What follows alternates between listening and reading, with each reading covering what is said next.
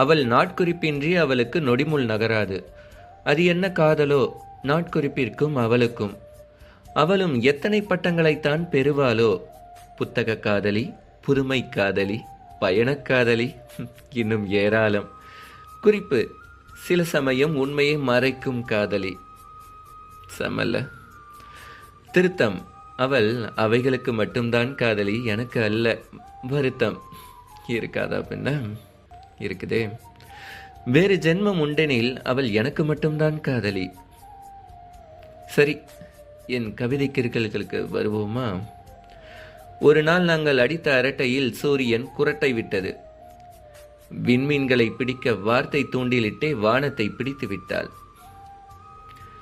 வேண்டுமென்றே எழுத்து பிழையுடன் நான் கவிதைகள் அனுப்ப, என்னை திருத்தியது போலவே என் கவிதைகளையும் திருத்தியவள்.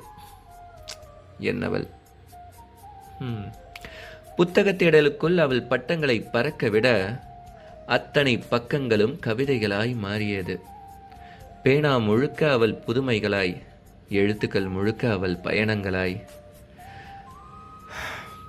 இப்படியே பயணம் தொடருது. எவ்வளவு தூரம் தொடரும்னு தெரியல. Let's travel. அவளிடம் உண்மையை மறைத்து மறைத்து நான் யார் என்பதை மறந்து மறந்து பிறந்து சிறந்து இறக்கிறேன் அவள் ரசிகனாய். நான் தான் அவள் ரசிகனாகிவிட்டேனே. உண்மையை கூறினால் தலைவி என்ன நினைப்பாளோ? என்னையும் கேடுகட்ட மனிதர்கள் பட்டியலில் சேர்ப்பாளோ? சேர்த்துட்டா என்ன பண்றது? கொஞ்சம் பயம்தான். அது சரி, உண்மையை உணர்ந்தேன். தூரத்தில் நின்று அவள் குரலை மட்டும் கேட்கும் ரசிகனாகவே இருந்துவிட்டு போகிறேன். அதானே? அப்படியே இருந்துடலாம். ராஜா king. Okay friends, please subscribe my YouTube channel Tamil Paradox. Please support me.